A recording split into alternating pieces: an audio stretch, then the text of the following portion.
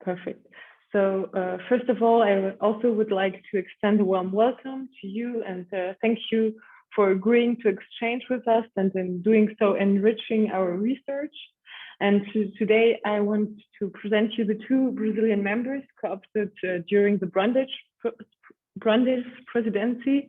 And the first is Havelange. He is entering to the IOC in 1963. And you can see here his biographical note produced by the International Society of Olympic Historians, like my colleagues did before. And I have to say that this record focuses mainly on his career as FIFA president and completely misses Havelange's career as a sports leader before 1974. So I tried to complete this information marked in colors through a research. And as you can see, on the right side of the slide, you have some complete complements of the information. So I know that Luis, you are a Havelange specialist, and please don't hesitate to tell me later if I'm going in the right direction by analyzing Havelange's life. So I am concentrating on the part before his FIFA presidency because he is co-opted in 1963, and it's very important for us to know what kind of way he chose and life he chose before his co-option to understand why the IOC is choosing him.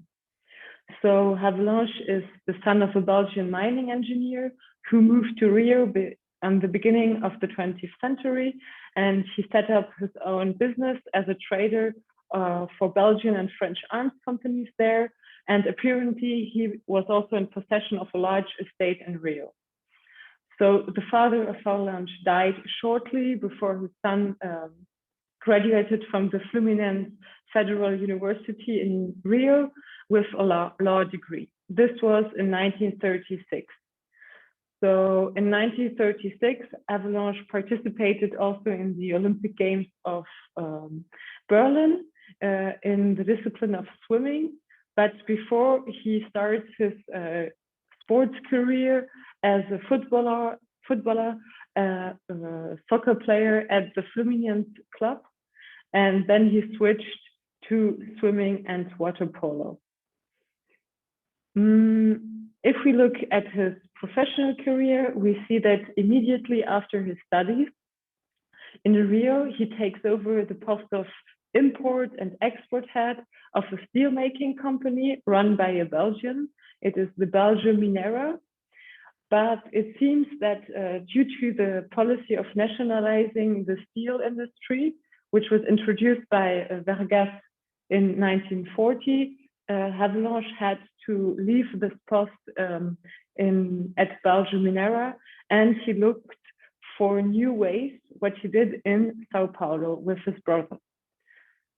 So while trying to set up a law firm with his brother, he also joined the elite sports club Ispiria to continue to swim and play water polo. And this is a hypothesis, but it may be where he meets the two Italians who appoint him later as a director of their public transport company. This was in 1942, and in this year, 1942, it was also the year in which Brazil declared war on Germany and its allies. And for people from the Axis countries like Italy, it was difficult to run businesses in Brazil, and so they choose Havelange to lead the business during this period. Now there is a question that arises when we think about the political culture of Havelange. It is whether the Italian businessmen of the transport company were affiliated with the Brazilian integralist action formed in Sao Paulo, and which had adopted some characteristics of Italian fascism. And if so, if they were affiliated, what was Havelange's view on this movement, for example? After the war, the Brazilian government nationalized also the transport industry and took over the company led by Havelange in 1947. So on this occasion, it seems that Havelange and some other businessmen left the company and or had to leave the company and founded the Viessao Cometa SA, of which he was director president until 2009. So this was his main career, but he also had some businesses in insurance and the chemical industry. But he was also a member of director of a hotel, a luxury hotel in Rio, which was named Hotel Gloria. If we have a look on his career as sports director before being co-opted in the IOC, we can see that he was a director for water polo in the clubs where he also was athlete, like the Botafogo or the Esperia club in Sao Paulo. But he became vice president and then president also of the Swimming Association of Sao Paulo until 1951. And then he switched to Rio, where he became the president of the Rio Swimming Association. And it was also in this year, 1956, that he became a member of the Brazilian Olympic Committee. And I think, or we think, that this is the most important position he has to be co-opted a member of the IOC. It's his presidency of the Brazilian Sports Confederation, which he takes over in 1958 until his presidency of the FIFA. We can have a look also to the second member, Major Silvio de Magalhães Padilha. I also apologize for my pronunciation of Portuguese name. You can perhaps tell me how I can pronounce it right afterwards. So here we are. There's the biography of the International Olympic Historian Society. And I think that it is really difficult to understand his life path in the order they present his, the different steps of his life. And I will try to get in chronological order to understand the stakes of his corruption within the IOC. So we can tell that he is truly steeped in military culture because of his father, who is a naval captain, but also his father-in-law, who is an admiral in the Navy of Brazil. And he will receive a military education in Rio and graduate in 1932 from the Realengo Military School. In 1932, Padilha seemed to belong to the new generation of military officers who were favorably to Vargas, and he left as a military officer for Sao Paulo to enable the repression of the constitutionalist revolution. At the same time, in these years, he was a track and field athlete in the elite sport clubs of Rio and then of Sao Paulo. He participated in the Los Angeles Olympics and was the first Brazilian finalist in the Berlin Olympics in 1936. And then there's a period which is not so clear for us until now.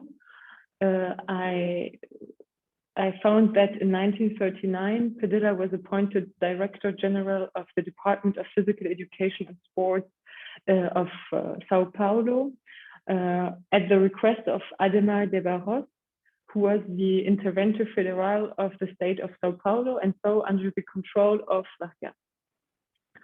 But because of Padilha's criticism of Vargas' policy of nationalization and centralization of sports administration, it seems that Padilha gave up his military career in 1940. So, because I didn't find a particular date for his physical education graduate in Springfield College, I think this is the point on which he will go to Springfield College in the US to obtain a degree in physical education, so after his military career. But perhaps Padilla's resignation from the army corresponded also to the Vargas desire to get rid of military personnel who did not agree with his ideas. Yes, here we are. This is our hypothesis, and perhaps you can help us in these ideas and continuing to understand his culture, his political culture. Because his continued leadership of the Department of Physical Education and Sports, because he stayed Director General of this department, despite his indifference to Vargas and his sort of exile to the US, remains also an enigma to be solved. Why did he stay on this position after criticizing Vargas? But what we can say is also that we think that Padilla is in line with the deployment of US soft power in Brazil after his stay in the US. He is also publishing a book on the US physical education for the war in 1944, and he seems to play basketball after his trip to the US and becomes a basketball champion of Brazil. His career as a sports leader continued mainly within the Brazilian Olympic Committee, of which he became a member in 1957. And since then, he has been the head of the mission of the Olympic delegation and was appointed also head of the organizing committee of the Pan American Games in Sao Paulo in 1963. Then he became also the vice president in January 1963, and finally president at the end of the year 1963 until 1990. And we think that this is a very important step for his co-option inside the IOC because of the idea that there was this conflict between the Brazilian Sports Confederation, which was now headed by Havelange, and the Brazilian Olympic Committee, which was headed by Padilla at the end of 1963. And with having these two members inside the IOC, it seems that the problem and the conflict between this both could be solved inside the IOC. I'm not sure if I have the time to go on with my presentation. What are you thinking? Shall I continue a bit or? Elena, perhaps we can conclude to leave our colleagues to react. Yes, it's okay. So I let. Just a few words to conclude. We have a family portrait. We wanted to be very precise with the data because it's our job, and we don't are Brazil historians, but we have these data. It's a family portrait. There are 6 people, very wealthy, connected to politics, coming from traditional and conservative political cultures, disrupted by populist regimes. They are the head of elite clubs, struggling against popular sport confederations. They are well connected to Europe, culture, countries, European elites, international federations in Europe, and they are also represented Rio and Sao Paulo, the 2 parts of the country arts. So it's really the same family, quite the same family, even if they are very different. It's a genealogy. And as Florence said another time, of course, we all talk about the IOC cooptation, but these members, not only the Brazilian ones, they co-opted each other. There are 2 trends of cooptation. The IOC from one country are co-opting our future colleagues from their own country, and they propose to IOC this cooptation. It's not only a one story, it's a combination of cooptation from the IOC, heart, the president, and the executive board, and from the country men who are in charge of the control of sports, amateurship, and social and moral control of a society. Thank you very much, Elena and Florence, and all of you. Thank you, and congratulations, Patrick, Elena, Florence, for this exciting presentation. The proposal of a prosopography of the Brazilian sports elite is really fascinating and unexplored in Brazil up to the present.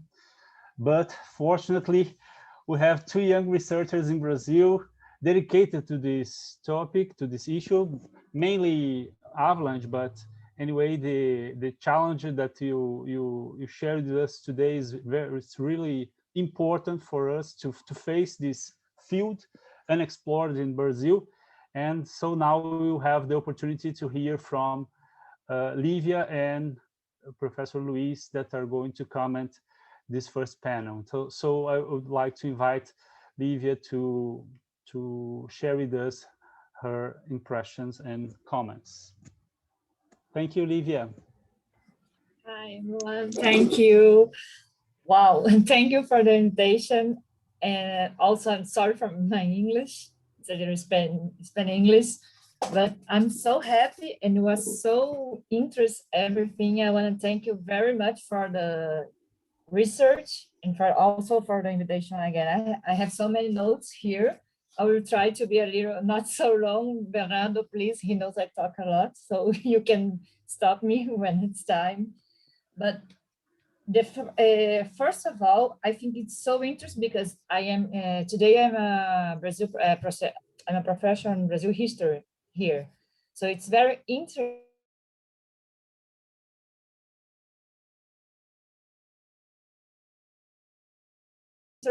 from international perspective. It's very interesting. The first thing caught my attention was when you showed the periods, no?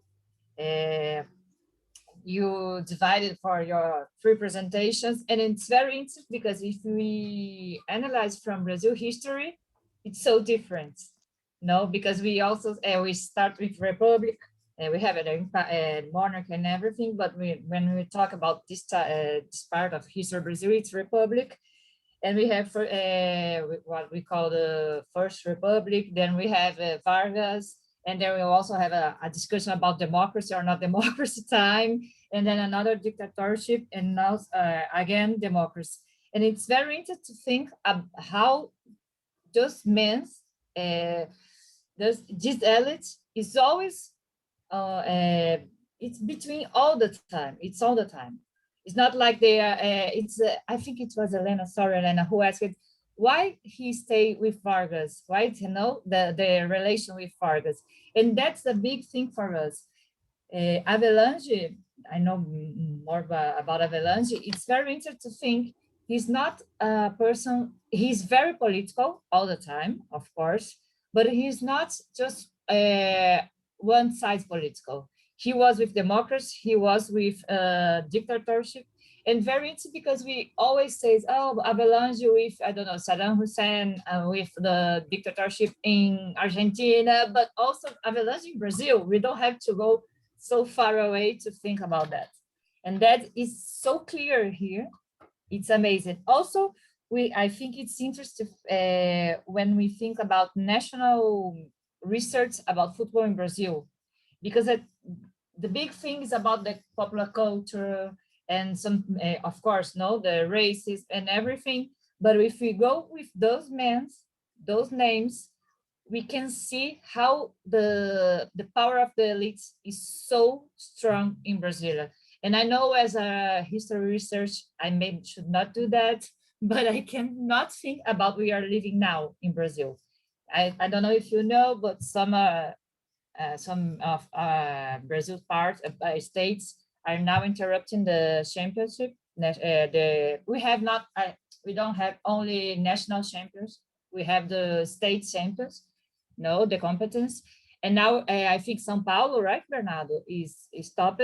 Rio is paralyzed because of the pandemic. and everything.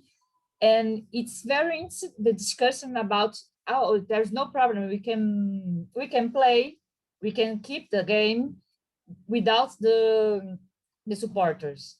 If we close everything, only the players. And all the time I'm thinking, okay, but what is for Brazil football without the supporters?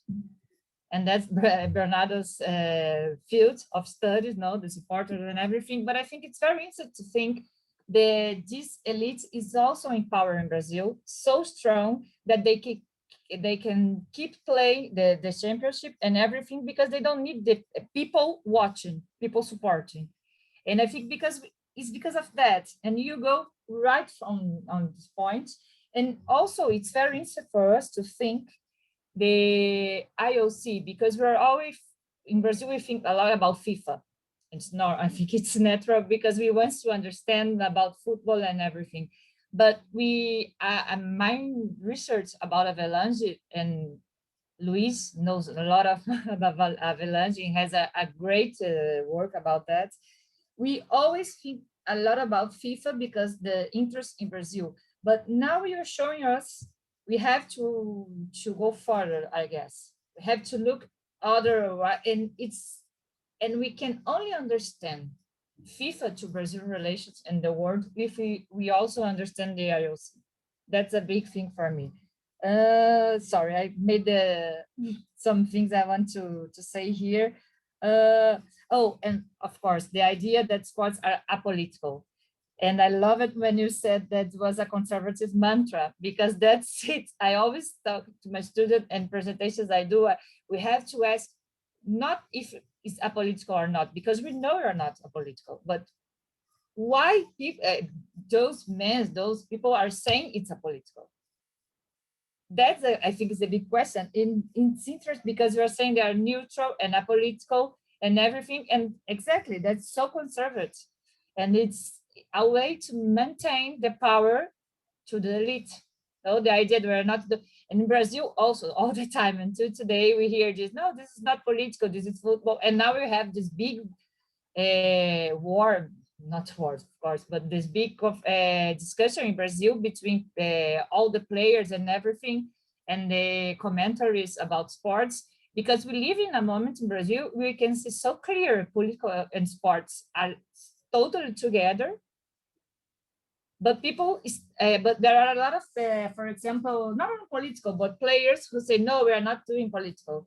And it's so political. And I think this is important to put, as you did, as a conservative mantra, because this means power.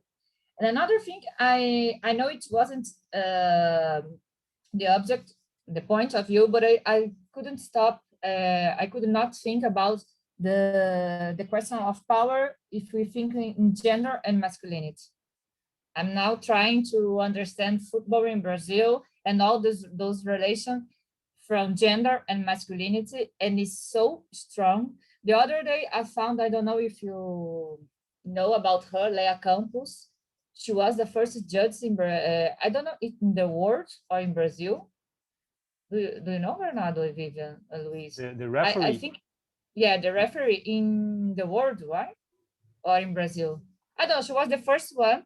And there was a very interesting interview with her. She said, Havelange didn't let me work, but the president helped me. And the president is President Médici, the most famous dictatorship in Brazil. And this confusion, no? That Havelange was the bad guy and the dictator was the good guy who let the woman work. So I think we have to think about gender and masculinity, and it's very interesting because we're all talking about men, and it's power. The power of these elites also based in a question in matter of gender and masculinity. For me, it's so interesting. And of course, this is very, for us from Brazil and most of us from Rio, I guess. Yes, we're the Brazilians from Rio.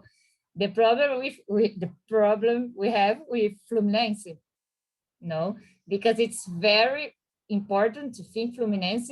Fluminense is known in Rio, especially as the elites club and everything. But they now, I don't know if now, but from, I don't know, 10, 20 years, They are trying to create an image. They are not so elites.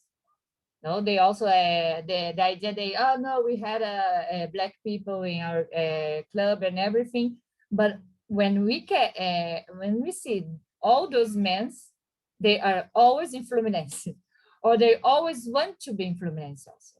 So that's very interesting to think Fluminense as a place of this elite, no, a place, not only a place to play, that's my point, but a place then to make the politics, to make the power, you know, to, and now they, for example, when Havelange died, he was not so, he was very problematic in Brazil by the time, no, during the Olympic Games.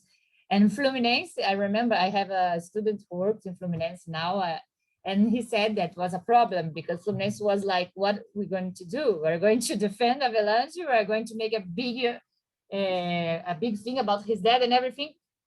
But because of this, because he represents this elite, Fluminense doesn't want to be anymore, but they are.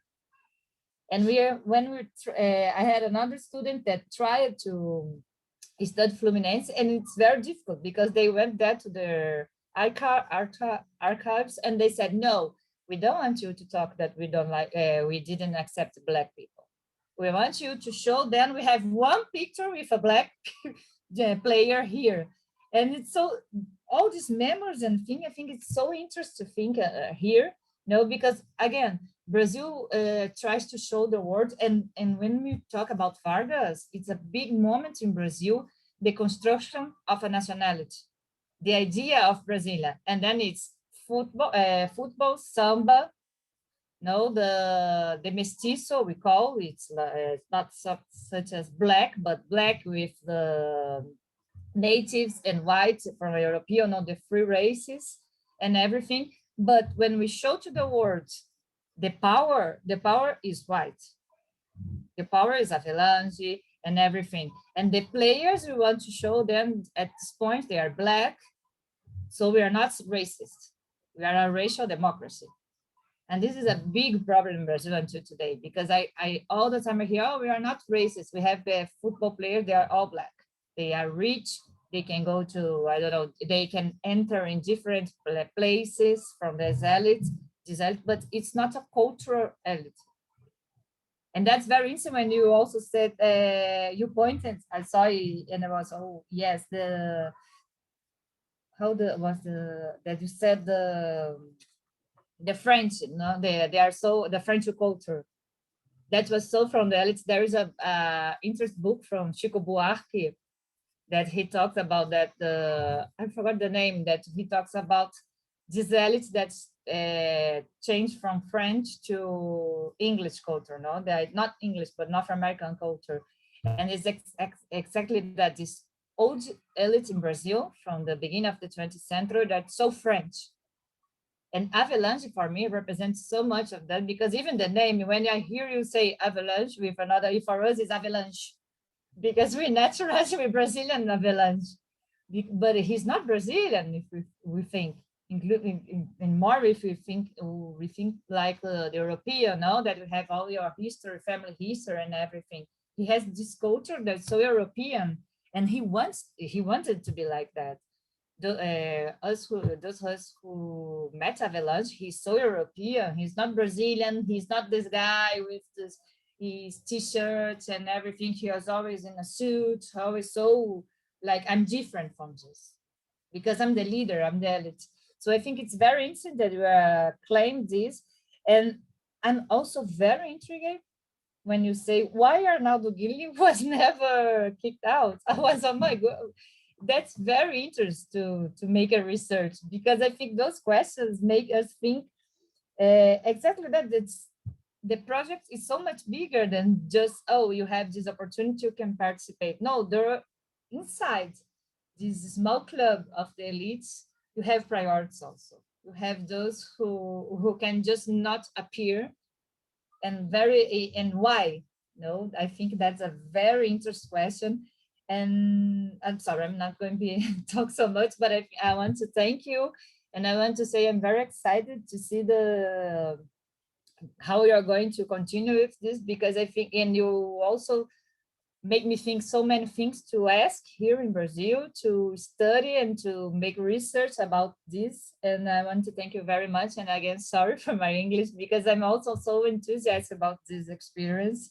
I have so many things I want to think. Oh, of course. And also the idea for us in Brazil that I think it starts now. And I said that to Luis about his work, about his new book. The idea to think not only football, but also Brazilian football and research from the global history perspective. And I think that helps so much us in Brazil to make all those questions you are making. And then also I was a stranger, let me say, in Argentina to study, and people told me that it's very interesting when someone from another country comes to our country to study, because they have different perspectives. And I want to thank you for that, because I think exactly what happened here, as we can see, for me, for example, it was so interesting to think, whoa, they can see things I couldn't see. And that's very interesting, and I hope we can hear a lot of this research again. Thank you very much. And sorry again for the English and everything. Thank you. Thank you, Livia. And now, please, Luis. Hello to all. I would like first to thank, good morning here in Brazil, and also good afternoon in Switzerland. I'd like to thank the conveners, Bernardo and Vivian, to invite me here as a commentator. Also, of course, I would like to congratulate and thank the presenters here, Patrick Kleisters, Helena Klima, and Florence Carpentier, for this wonderful presentation, this incredible project. I'm super excited by this fascinating project and subject. I also, in the past years, I'm also doing some similar research, but not quantitative, but also trying to understand the role of this international sport elite. As some of you know, I did a dissertation on Havelange election to FIFA presidency in 1974, which has been published in Portuguese last month, and now I hope it will be published in English too. But anyway. I have some literature suggestion here that but I think I can skip this suggestion, send it to send separate later. I think that's probably the best. So I have 4 remarks on the presentation. I prepare some notes based on the PowerPoint. So unfortunately, Elena could not conclude the presentation, but I will keep it. I will keep the comments even then. So I think Livia did also that this interesting. There's some difference, I think, on the first generation of the Brazilian members of the IOC, which I can think on Guinle and also Prado Júnior.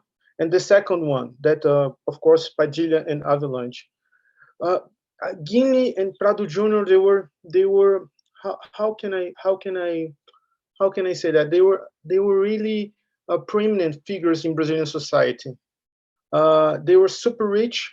When I say super rich, I'm talking about they were probably the first and the second most richest persons in Brazilian society at the time. Guinle and Prado Júnior were the most richest families in Rio and São Paulo. We're not talking, when you talk, for example, about Havelange, it's a different kind of wealth. To say that clearly, when you talk about Guinle and Prado Júnior, we're talking about the Bill Gates of Brazilian society. And when you talk about Havelange, we're talking someone that was really rich, but in terms of wealth, you can compare, I mean, different levels of wealth. So I think there's a little bit of difference in this generation. So probably this one hypothesis, they were not so engaged as the second generation. You know, they were there to give their prestige to the IOC, but in the second generation, the post-war, the things were a little bit different. You can say that both Padilha and Havelange, they have a career as an athlete. Havelange was a swimming athlete, and Padilha was athlete. So I think there's a little bit different in those.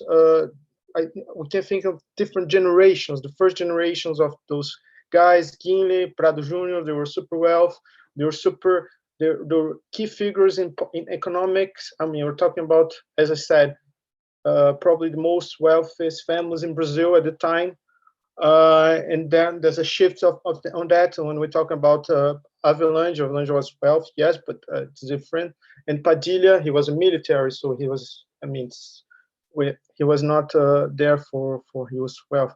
I think that might help to explain why Prado Jr. and Guinle were not so engaged in the IOC as Padilha and Havelange. I think perhaps that's a hypothesis. Well, so the remarks I have to do, first, I would like to discuss one point that's related to the self-image of the IOC and the issue of the social class of this elite. Clastres notes that they are more similar to the Catholic Church Council than to other international sport institutions. I agree with that. There's also a huge difference between the IOC and the other sports international federations like FIFA. I believe you also mentioned FIFA. But in some ways, I think there are also some sport institutions that has a similar organization as the IOC. I think, for example, as Fluminense. Fluminense had the same kind of course, it's a regional level. I know that's not transnational level, but the kind of recruitment in Fluminense is basically similar as the IOC. Of course, one can remember that Fluminense was the most famous club at the time in the 20s and the 30s, for sure. And they were also the winner of the Olympic Cup, which was an important honor at the time. And they, of course, most of the members of the IOC that represented Brazil in the IOC were recruited in Rio de Janeiro and Fluminense. So Guinle, you mentioned Guinle, you also mentioned Padilha, also Havelange. If you want to join Fluminense, the process of recruitment is quite similar to the IOC. You have to be nominated by someone in the group as the IOC. You also have to present a curriculum as similar to IOC. Then you'll be analyzed if you are a good fit for the institution, as the same as the IOC. So the process of recruitment and co-opting is quite similar. I even remember I wrote about that in my master dissertation, and I even remember at the time there's this famous book by historian Edward Thompson, and he wrote about the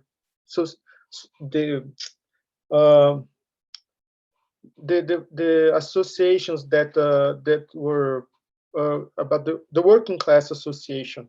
And then there was the first chapter of the book is entitled Members Unlimited.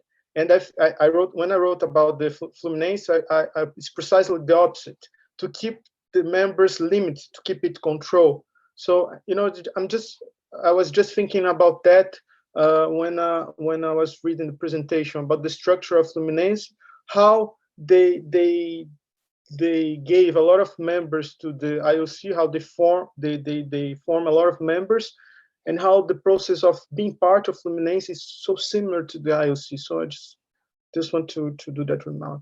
On the other hand, I agree that I think they're completely different from international sports institutions.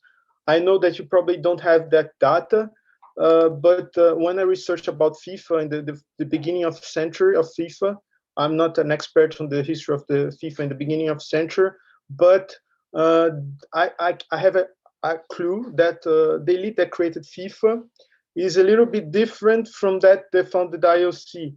In FIFA, if you follow their official books, you'll find a lot of professors, teachers, doctors, priests between their members. And if you go, you won't find in FIFA. You find probably one or two, but you won't find a lot of barons, dukes, marquises like you find it in the IOC. Probably, I don't know, but I have the impression that FIFA is contrary to the IOC, is more like a middle-class bourgeoisie institution. And if you compare to the IOC, FIFA has a completely different view toward nationalism and professional than IOC members. So perhaps that's somehow related to their social class. I think that's also another interesting hypothesis. FIFA, I think, I'm not sure, perhaps I'm almost sure. I think FIFA was the first sport organization to flexible the amateurism rules. Also, I have a really interesting, I was thinking about that whistling, I was reading your presentation, how to approach the IOC in a Eurocentric perspective. I think probably between all those sports-like institutions, is probably the IOC is probably the most Eurocentric one. Even I mean, but even though I was remembering Mark Mazauer's book, a very famous book, Governing the World, which unfortunately he barely discussed the case of sport international institutions. But one of the main arguments of Mazauer, if I remember well, is the role of the regional continental blocks in the making of, for example, League of Nations. You know, how can we think?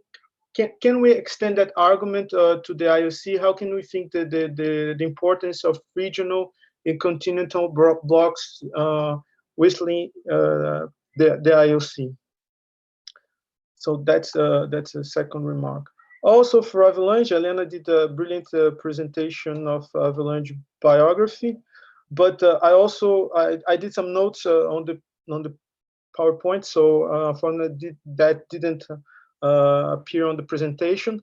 But in the PowerPoint, you mentioned that Havelange and the Argentinian representative were worried on the growing influence of African and Asian sports institutions in the 60s. This is really interesting because this is in 61, in a letter in 61. This is really interesting because in the first part of the 60s, Latin American and the representatives, they have a really strong position to stand aside the European bloc within the international sports institutions. That position changed after 66 when you have in Latin America the Tricontinental Conference and also the World Cup of 1966. After that, the Latin American officials in FIFA and also I think in IOC, they will change his politics towards Afro and Asian bloc. They will see them as a part of this movement that generally you call that the Third World Movement. I even suppose that's the reason why Havelange in 71 he goes to the Rules Commission. I think he'll go to that position to try to gain inside the IOC more power to the Afro-Asian bloc. Many of you know that Havelange was elected FIFA president in 1974 with the help of the majority of the countries in Africa and some of them in Asia, not all of them. And I think his position, the IOC, has also played an important part, an important role in his election to FIFA because many of those countries want to gain more power in the IOC. So how to gain more power in an institution that's which has a self-recruitment policy, you know? So one of the ways was to pressure in the other sports federation that were somehow connected to the IOC. I think, of course, in the Athleticism Federation International, but also the same happened with FIFA. I have another point, but this is more after 72. But so I think I'm going to skip this point. But anyway, I did some notes. So if you want, I can send the notes that I make to the presenters, and also some literature suggestions that I put here. Perhaps it might be useful to all of you. Well, I think that's all. Thank you once again. Congratulations for this work. Also, I'm here to help in case of the Brazilian members. Also, anyway, you can contact me anytime. Thank you. I think that's it. Thank you, Luis. Thank you both, Luis and Livia. We are on time, but I don't know if the presenters want to say add any comments. Perhaps our big surprise is that the IOC not only was tried to govern the world, it tried to govern the countries through the national Olympic committees. And then from the national Olympic committees, they were involved in the national federations and using the national federations to control the international federations back. And because the international federation, they were concurrent for IOC. And this is a circle. IOC, the National Olympic Committees, the national federations, and up to the international federations to be far from the IOC hegemony. And that's probably the best finding of our research for these 2.5 years. It's not similar to FIFA with its confederations. The IOC was not confident on continental organizations. The continental organizations were in the hands of the YMCA, Extreme Orient, Central Europe, Latin America, and that's why they had to make an alliance and to leave the regional games but under control, but not internal confederation organization inside the IOC, like in the FIFA, for example. Because FIFA is constructed not exactly one vote, one nation. FIFA is constructed upon the confederations, the continental confederation. It's another model. It's not the International Athletics Federation model, which is one country, one vote. FIFA is very continental also, but not exactly the IOC.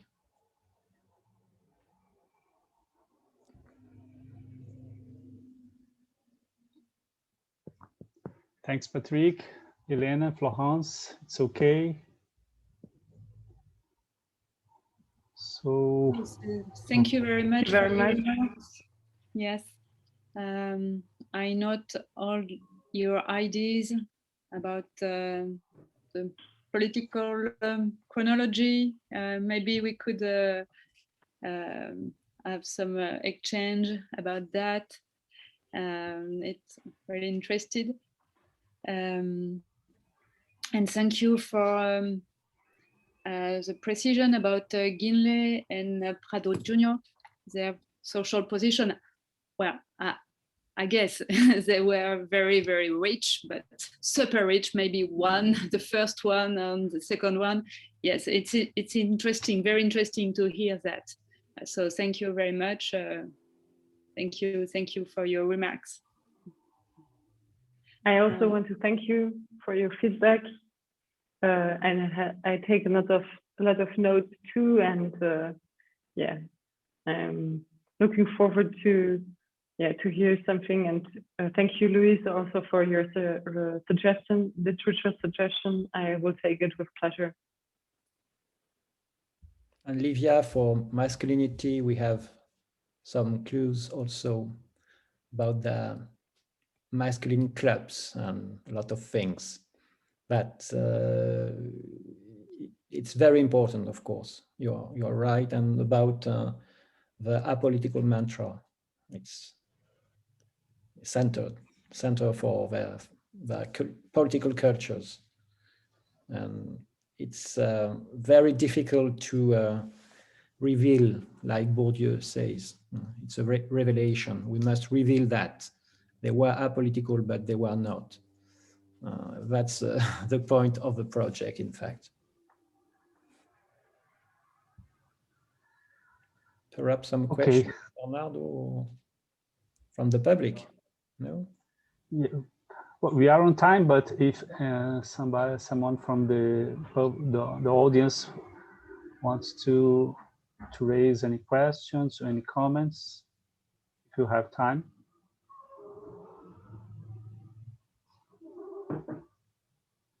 No? Okay, so I would like to give thanks to all the panelists, the Livia and Luis, the comments. I think it was an excellent beginning. We will continue next month with panel 2 that will be dedicated to discuss the Rio Olympics 2016, the rethinking the idea of the legacy. It's a very controversial point in Brazil. We will have as guest Professor Maria Nogueira, that is with us today here from Federal University of Rio de Janeiro, and Professor Beatriz Garcia from University of Liverpool. And to debate, we are going to have Katia Rubio from University of Sao Paulo and Jean-Luc Chapelet from University of Lausanne.